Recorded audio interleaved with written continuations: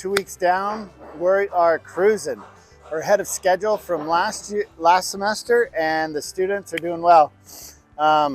You can see the walls are going up, and there's a couple little things we're going to fix with the walls, but they have some structure going up, and one of the students said to me, it's starting to look like a house. So it gets them really excited when you get to this point and see the walls going up. It starts looking like something they're going to be able to visualize and finish. So.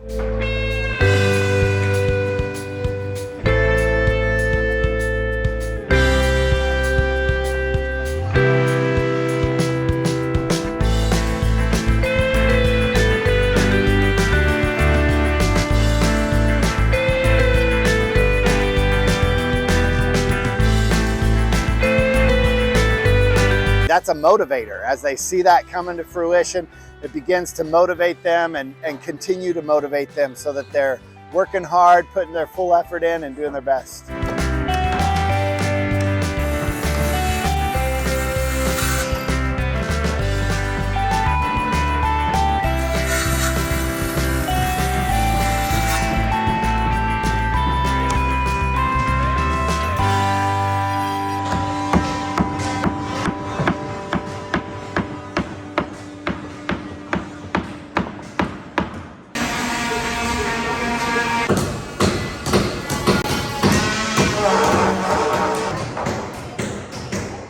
With this new group, a big focus is trying to, number one, be faster. That was a big key. But number two, making sure they get better visuals and better vision of the process. So hopefully we're avoiding the pitfalls and mistakes we made in the last semester, but that we still are going to make some, but being preemptive in that. And so we're seeing that happen. The teachers are doing a great job. Yeah.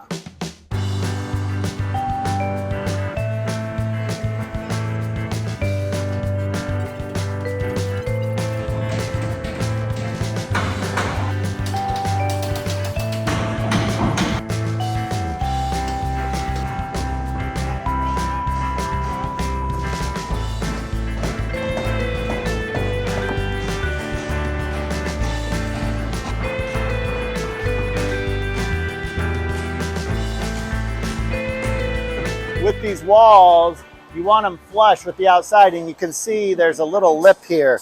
And so these are some of the things that while they're doing well, we got to get this really flush. On the inside, it's sticking in. So here's the thing. Your siding's not going to sit nice and flush, or your drywall is going to be bumped out over here. So we got to cut those nails and bring that back in and nail that where it's flush.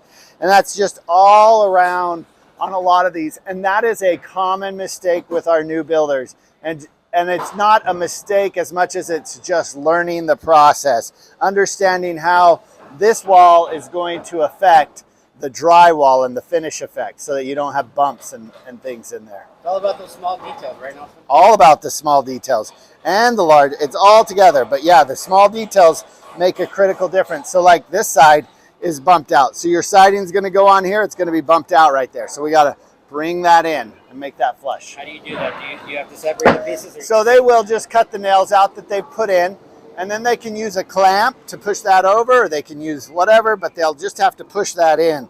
They'll have to cut the nails that are going through here to here all the way up and make that work.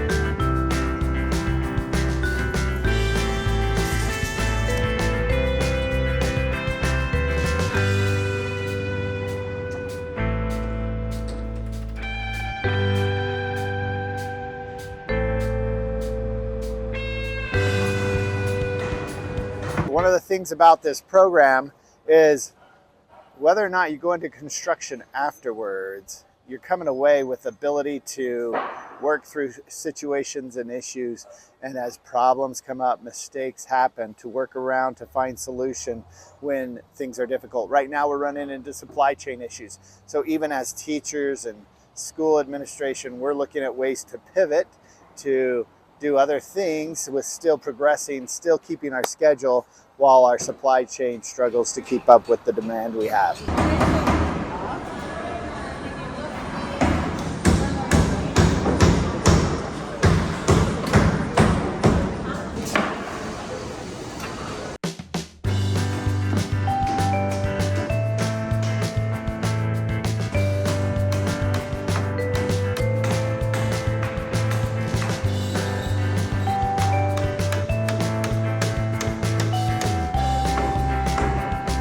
Yeah, we are getting our metal rods right over there.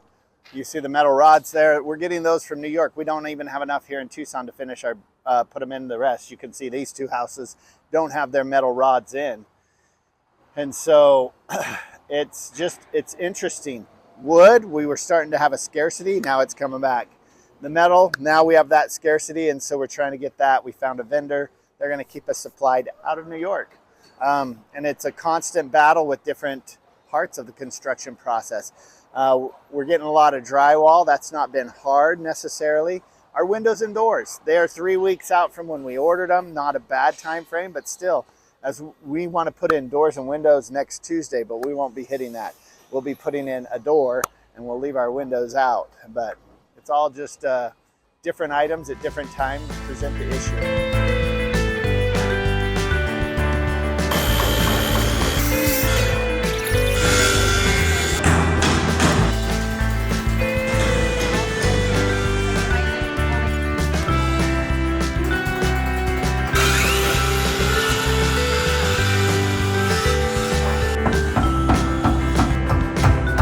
Yeah, so we have our door opening in right here, and they have it. We measured it this morning. They got it centered at the 510 that we wanted, and they have it nicely built. So the door, we have our doors, but we don't have our windows. So on this one, they don't have their window wall. That'll be a window wall. That'll be a window wall. But we'll be able to put this door in when we get to the time, but we're waiting on our windows.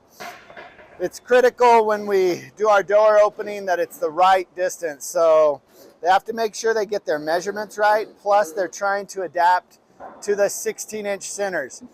There's a lot of things that throw off that 16-inch center. This compression, this all thread throws off these two studs. These two studs have to be on each side by 3 inches. So that throws off our 16-inch center layout. But we still continue it. And then this door will throw off that 16-inch center layout. But we just make sure we mark it. Those cripple studs up there are on 16-inch centers from the side. And so there's a lot of just thinking and making sure we're hitting all our bases. First thing you do when you lay out this wall, you lay out where the door goes, and then you lay out the compression studs, and then you put in your 16-inch centers.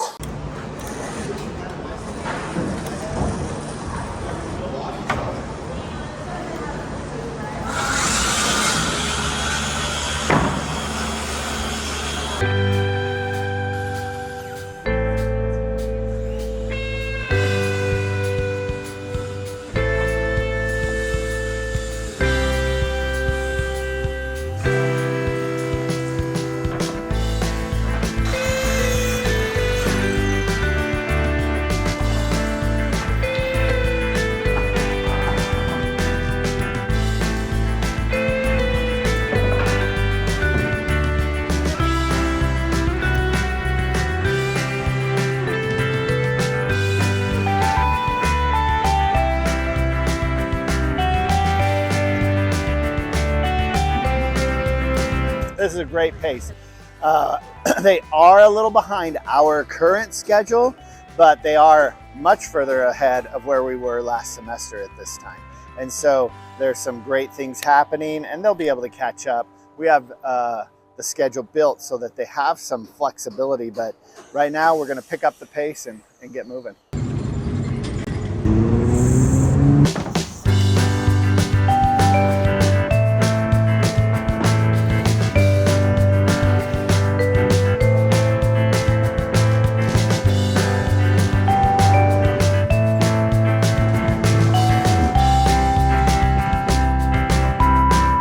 Framing process is physically demanding, but today Alan came in and was like, yes, it's Friday.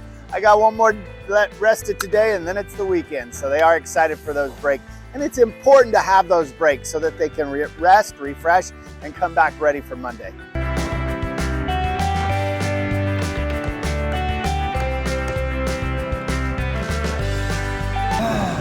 What?